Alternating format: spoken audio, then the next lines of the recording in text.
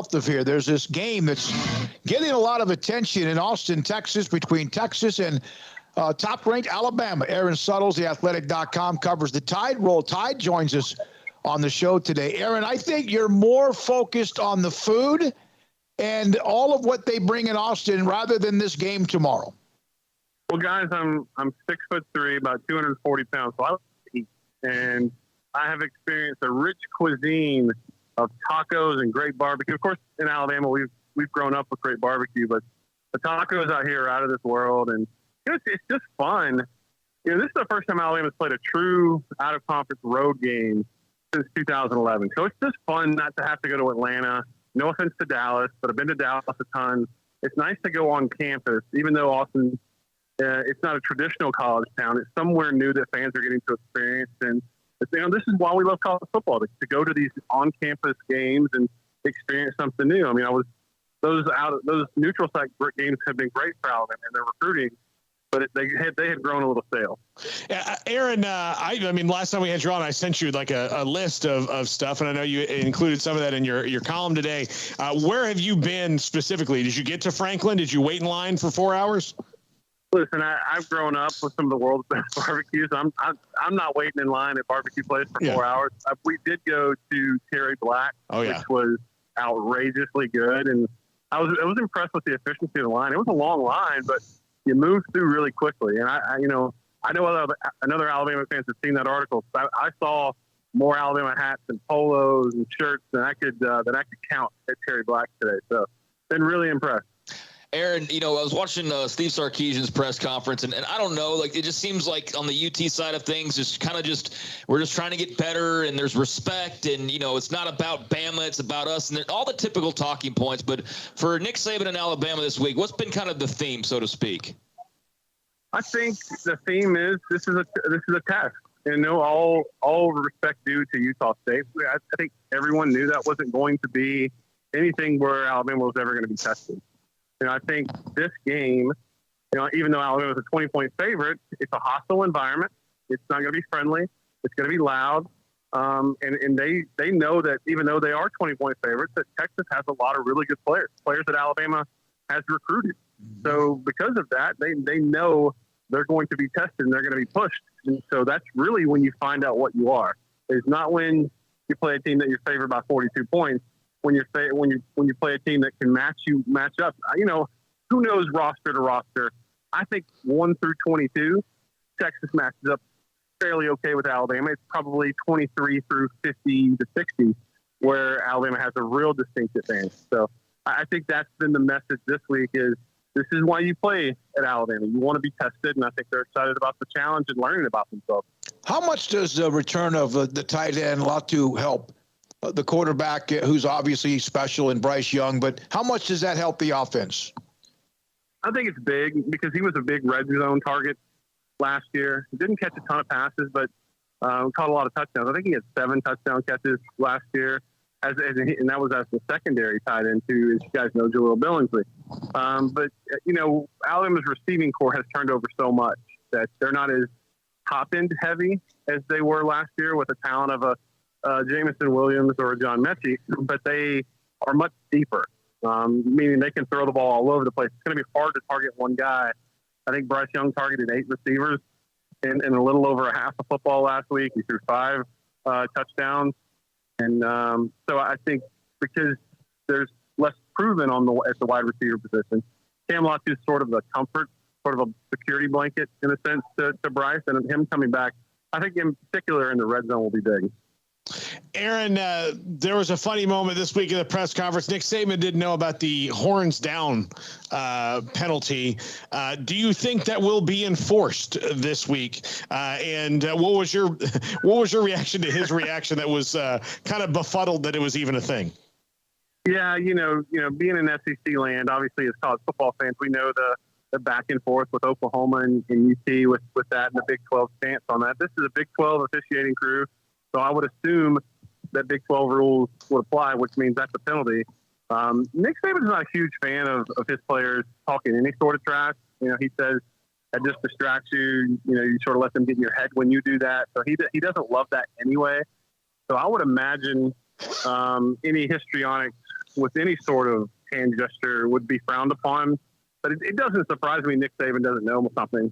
Nick Saban, he's sort of, in a way, in his own little world. So I would imagine since that point, and since he knows it could be a competitive disadvantage if his players choose to do that, because Alabama's got some Texas guys on their roster, right, that might choose to do that. I remember when Greg McElroy beat Texas in the national championship, when he ran off the field, he did the horns down because he was a Texas kid, and he, wanted to show them up to, I guess, to a certain extent. So I would be shocked if any Alabama players did it, but if they do, they're going to be met by Nick Saban coming off the field.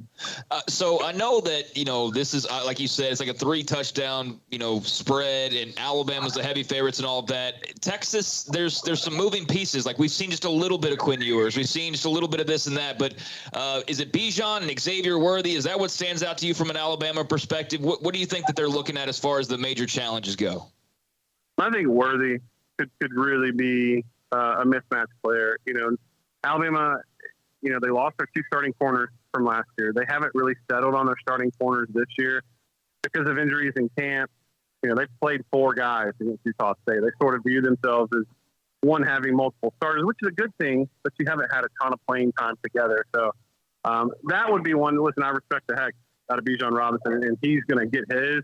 I just think with Alabama, they're pretty good up front, and they were sort of resurgent in stopping the run last year. And if you haven't had a chance, go look up the name Jaheim Otis and go look Cole Kublik up. He's an ESPN analyst. Yeah. And he watched some film this week.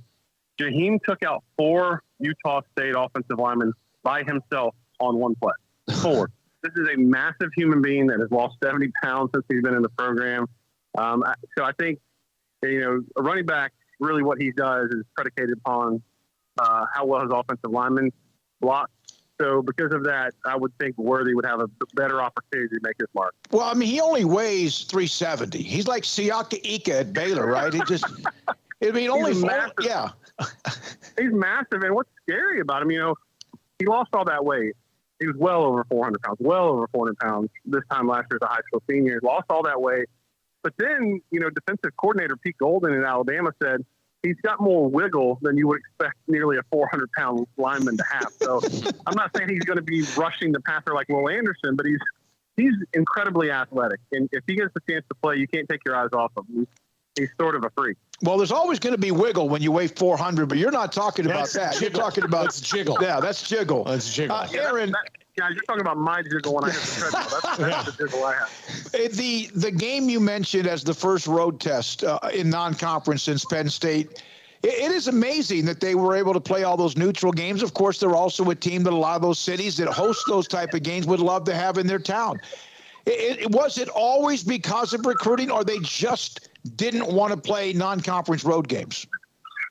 I think it's twofold. I think one, when it started, it was really about recruiting, about getting your product in front of kids in Atlanta, getting your product in front of kids. They've played this in Orlando. They've played it obviously in Dallas multiple times. It's about hitting those recruiting areas where you really want to make a mark. And then 2, if you look at it from a financial standpoint, you get a payday every year from ESPN or whoever's televising the game, rather than if you do a home and home, you're really only getting that payday every other year because you're missing out on the years that you're on the road.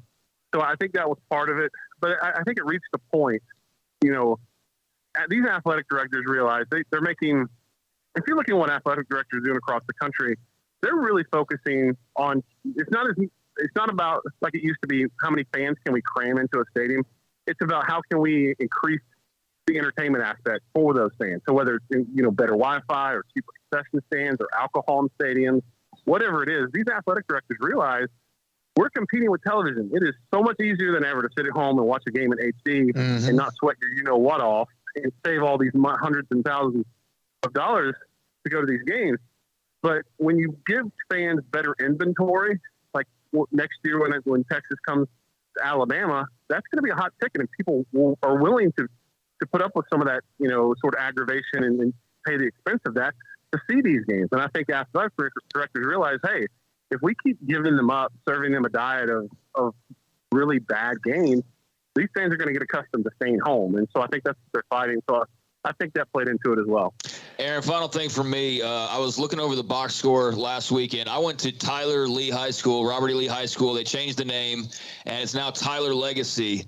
And so I was looking over the Alabama box score last week. I saw a very familiar name, Jamarian Miller, freshman running back now at Alabama. I saw that he got a few carries. I was kind of surprised by that just because I don't see guys from my high school, playing at Alabama early on all that often.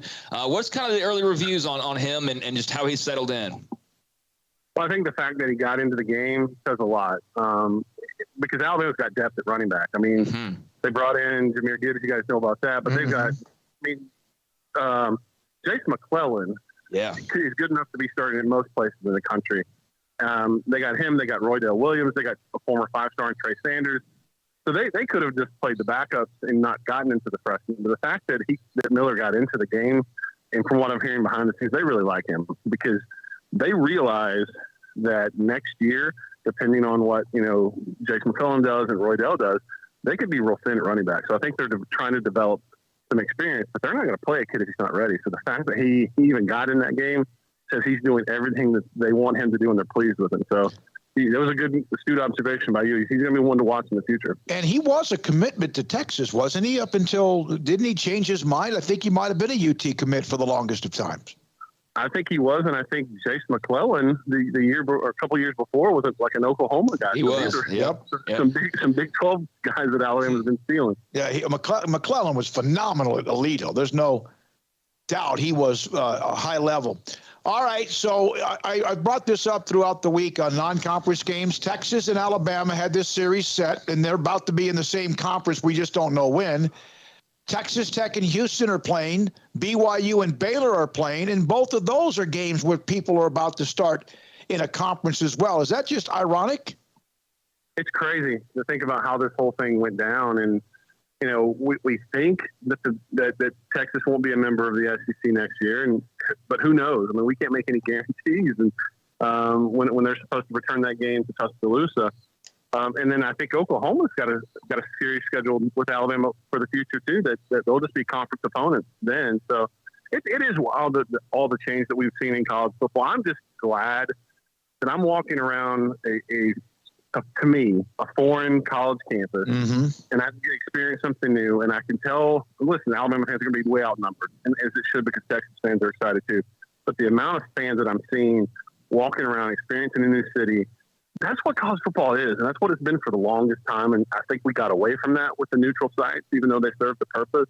I'm glad to see these matchups that fans are excited about. For too long, I think colleges have ignored their fan base, and I know that the television partnerships are probably, ESPN and Fox are trying to buy the sport, and they have to a certain extent. But this is why we like college football is this game on Saturday, and why so many people are excited. Go get some tacos, man. Thank you, Aaron. Appreciate that. Appreciate your time. Aaron Suttles does a great job. Alabama, covers Alabama for theathletic.com and in Austin.